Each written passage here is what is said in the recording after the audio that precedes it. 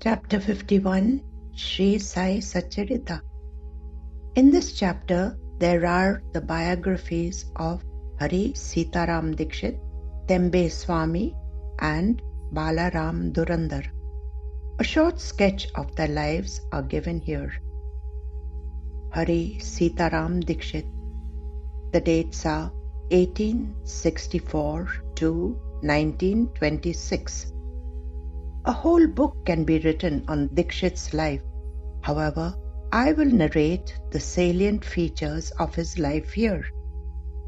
Hari Sitaram Dixit, alias Kaka Sahib Dixit, was a well-known solicitor of Mumbai, active in public life, who was persuaded to visit Sai Baba in 1909 by his friend Nana Sahib.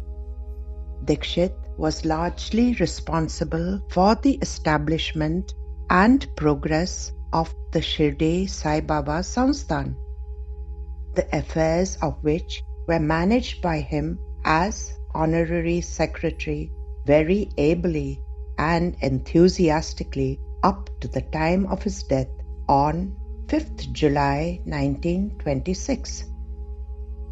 He was also responsible for drawing a large number of devotees to Shirdi. He also took care of the Sai Leela Masik, the Marathi monthly magazine of Sri Sai Baba Sansthan till July 1926.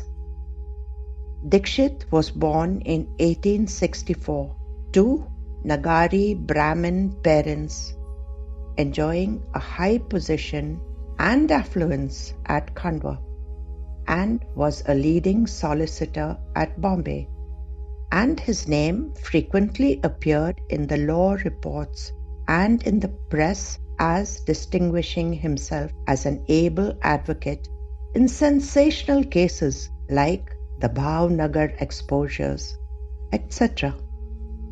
About 1906, he went to England and there had an accident in which his leg was injured.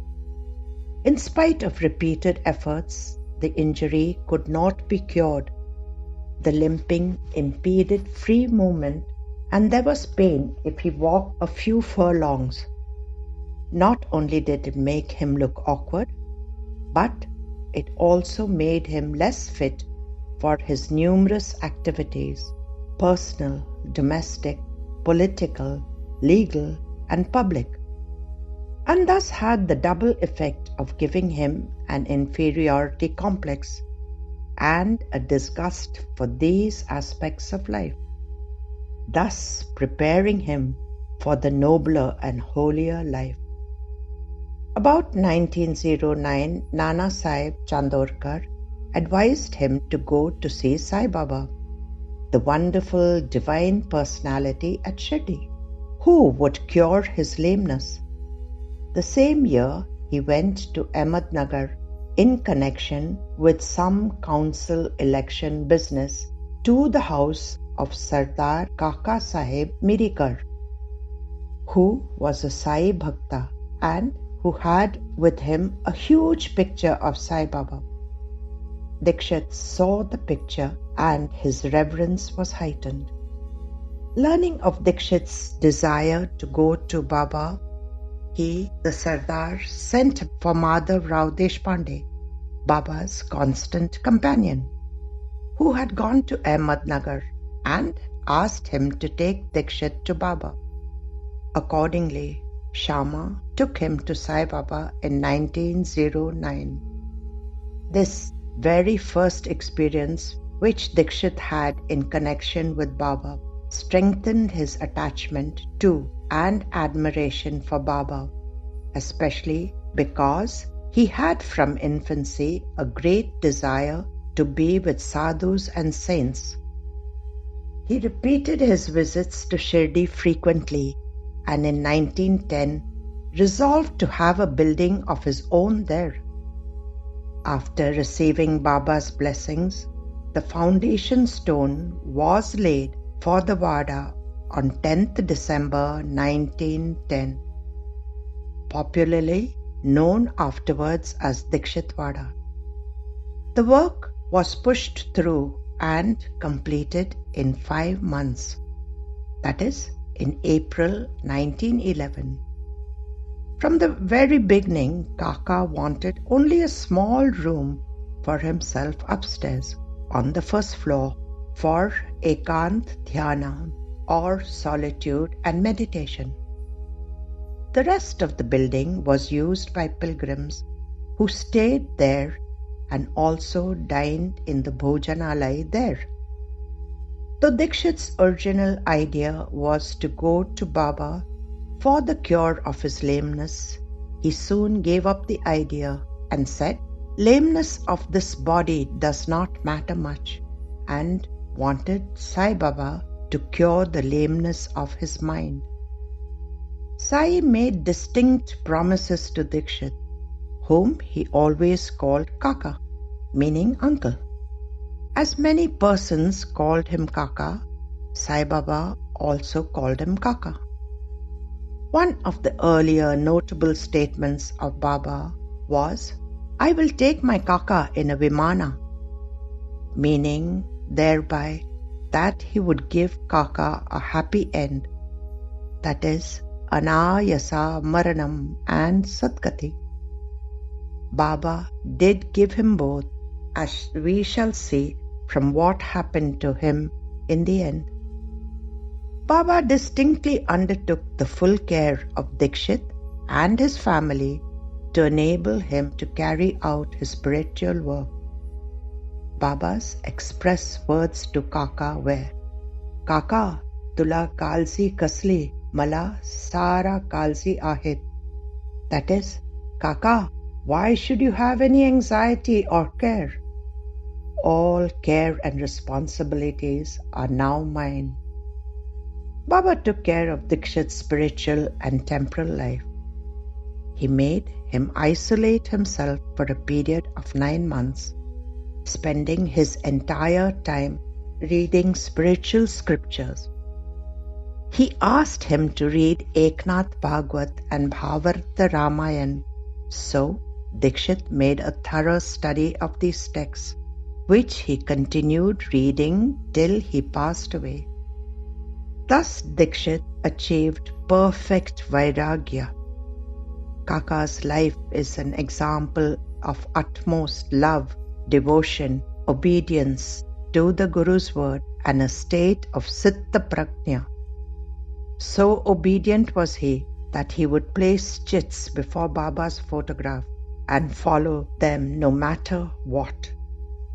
On 5th July 1926, that is on Ekadashi, he was starting from Vile Parle to go to Dr. Deshmukh's dispensary at Mumbai to see his ailing son Ramakrishna. Anna Sahib Dabholkar had spent with him some time in excellent bhajan and reading of the Poti, and they then went to the station. When they, along with Tendulkar, reached there after the scheduled time, they found that the train was late and it arrived just in time for them to catch it.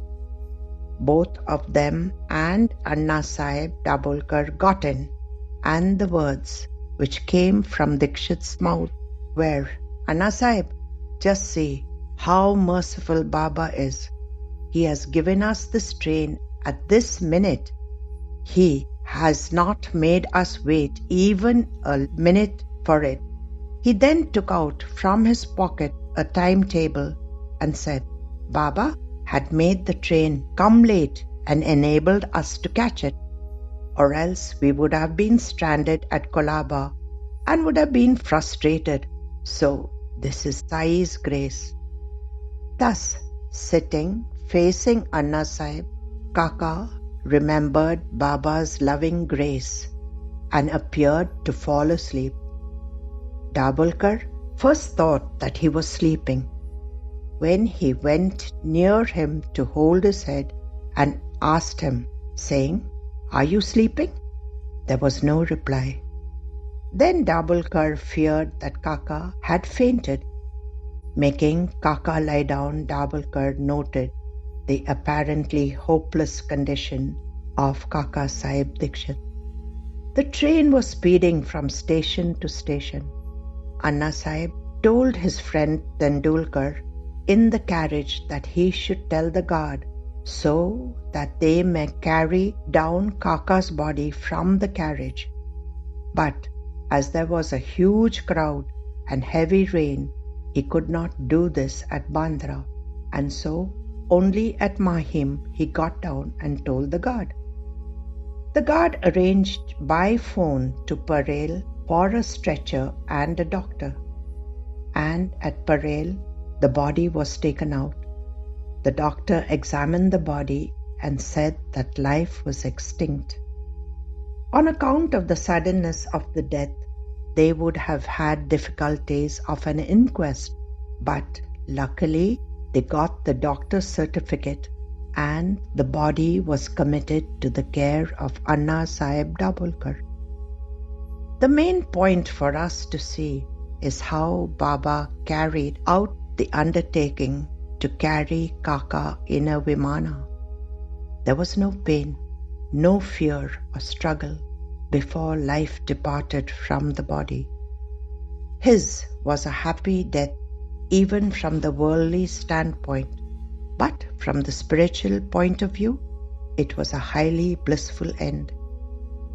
The death in such circumstances meant Sadgati, that is, a blessed future for the soul.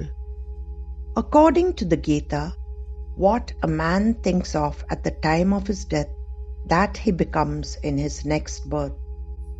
Here, Kaka was thinking of his Guru at the close of life as the wonderful God that delayed the train for him. So the mood of gratitude and love towards Sai was the mood in which he passed away. Now I shall give a short account of Vasudevanand Saraswati, followed by the story of Balaram Dhurandhar. Vasudevanand Saraswati, the dates are 1854 to 1914. He was also known as Tembe Swami, a saint who is regarded as an incarnation of Lord Dattatreya. His parents were devoted to Dattatreya, and his father Ganesh Bhatt Tembe spent 12 years at Gangapur temple in Karnataka. His mother Ramabai also spent her time in religious pursuits like japa, pradikshana, atiti, satkar, etc. After a long stay of 12 years in Gangapur, Dattatreya appeared in his dream and instructed Ganesh Bhatt to return to Mangaon and lead the life of a householder, promising to incarnate as his son.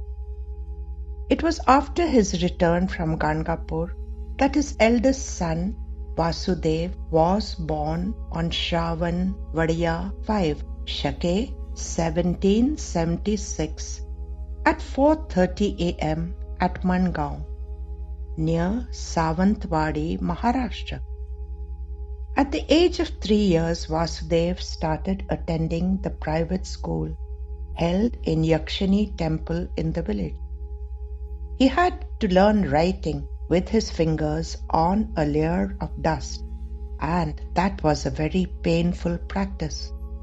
Apart from the secular education in the school, Vasudev also received traditional oral education from his grandfather Hari Bhatt Tembe. With his sharp intellect and quick memory, Vasudev soon mastered the basics of Sanskrit grammar and poetry. In 1875, at the age of 21, he was married to Bayo, later renamed Annapurnabai, the daughter of Babaji Pant Gode from Ranjangarh. He established the Datta Mandir in Mangaon in 1883. The construction of the sanctum was carried out with his own hands. The Datta idol in the temple was given to him by a sculptor at Kagal, who said that Dattatreya had appeared in his dreams and ordered him to make the idol for the Maharaj as per his specifications. He was an expert Sanskrit scholar right from childhood. He travelled across the country for 23 years, strictly following the harsh discipline of sannyas ashram. However, all people had equal access to him. There was no discrimination in spite of his personal, strict code of purity. People of all castes were recipients of his grace, and he was very sensitive and listened sympathetically to their sorrows and grievances and provided counsel, which, if followed, would remove or relieve their sufferings. He has authored around 19 books like Dve Shatastri Guru Charitra in 1889, Datta Puran in 1892, Datta Mahatmya in 1901, and Saptashati Guru Charitra Sar in 1904, and many more. The holy book Sri Guru Charitra was not supposed to be read by women, according to Maharaj. Hence, for women to gain knowledge of the book, he wrote the Saptashati Guru Charitra Sar, a short version of the Guru Charitra. He took sannyas 13 days after his wife's death in 1891 at the banks of the river Godavari. When a sannyasi appeared across the river, administered his vows of sannyas. Later, he was given the danda or monastic scepter by Narayan Anand Saraswati of Ujjaini. Maharaj was originally scheduled to depart on the dark 8th of Jeshta month. However, he did not prefer to go that day. Then he announced, once today's Amavasya ends, this body has to quit. Accordingly, as soon as Amavasya gave way to the bright Pratipada of Ashad, Maharaj sat facing the Lord of the West, performed tarak or steady gaze, controlled breathing, and quit his body with a loud chant of Om. The day was Tuesday, Nakshatra Aradha, Ashad Shuddha Pratipada. His body was immersed in the Narmada river. His samadhi or tomb was built on the bank of the river at Garudeshwar, Gujarat. There is a famous Datta Mandir in the same place. Now I shall narrate the story of the coconut which he gave to Pundalik Rao as a gift to Sai Baba. Then I shall narrate the story of Balaram Dhurandhar. Mr. Pundalik Rao, pleader of Nanded, Nizam state, went to see him with some friends. While they were talking with him, the names of Shirdi and Sai Baba were casually mentioned. Hearing Baba's name, the Swami bowed with his hands and taking a coconut gave it to Pundalik Rao and said, "Offer this to my brother Sai with my pranam and request him not to forget me but to ever love me." He also added that Swamis do not generally bow to others, but in this case an exception had to be made. Mr. Pundalik Rao consented to take the fruit and the message to Baba. The Swami was right in calling Baba a brother, for as he maintained an Agnihotra or sacred fire day and night in his orthodox fashion, Baba too kept his Agnihotra, that is Dhunimai, ever burning in the masjid. After 1 month, Pundalik Rao and others came to Shirdi with the coconut and came to Manmad, and as they felt thirsty, they went to the rivulet for drinking water. As water should not be drunk on an empty stomach, they took out the refreshment, that was chuda of flattened rice mixed with spice. The chura tasted most pungent, and in order to soften it, someone suggested and broke the coconut and mixed its scraping with it.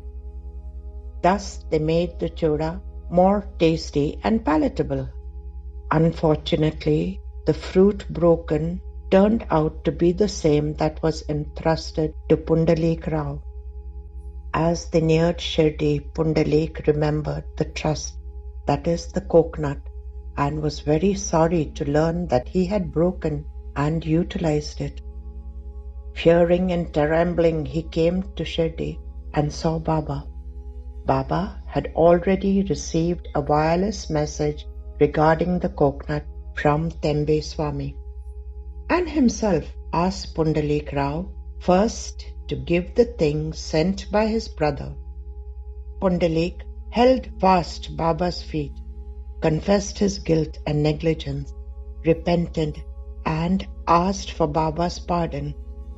He offered to give another fruit as a substitute, but Baba refused to accept it, saying that the worth of that coconut was far, many times more than the ordinary one, and that it could not be replaced by another.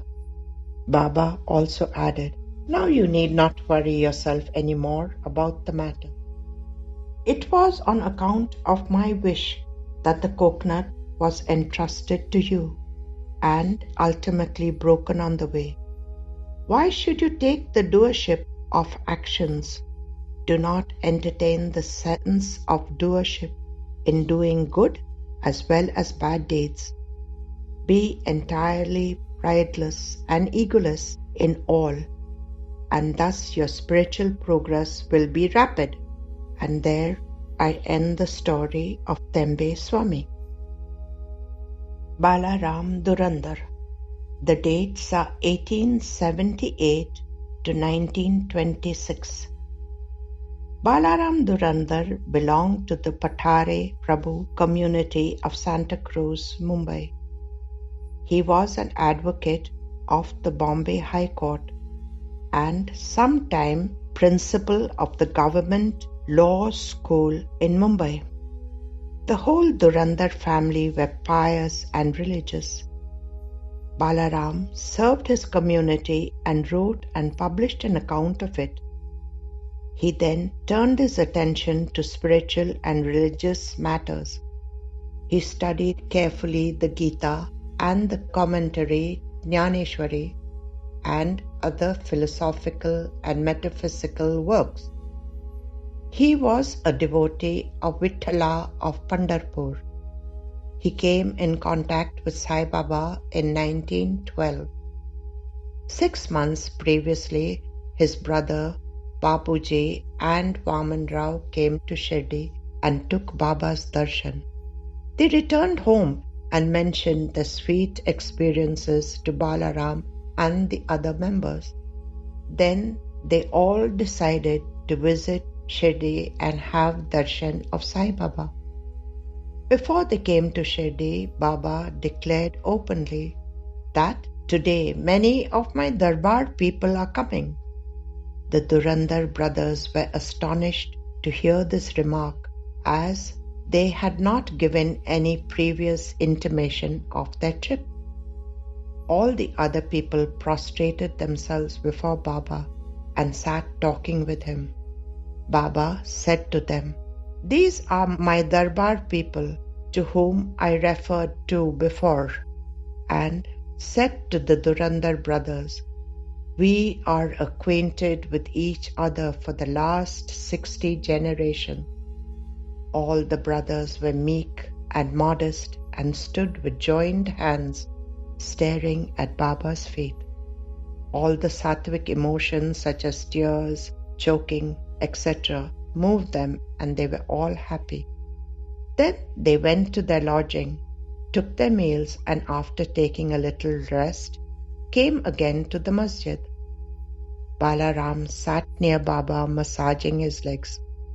Baba, who was smoking the Chillum, advanced it to him and beckoned him to smoke it. Balaram was not accustomed to smoking. Still, he accepted the pipe and smoked it with great difficulty and returned it reverentially with a bow. This was the most auspicious moment for Balaram.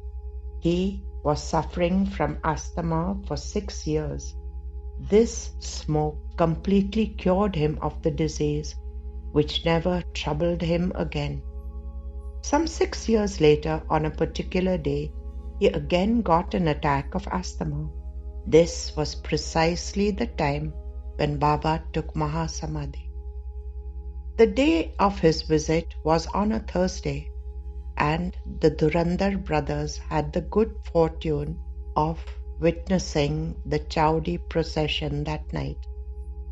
At the Aarti function in the Chowdi, Balaram saw the luster of Pandurang on Baba's face, and next morning at the Kakad Aarti time also, the same phenomenon and the same luster of his beloved deity Pandurang was visible again on Baba's face.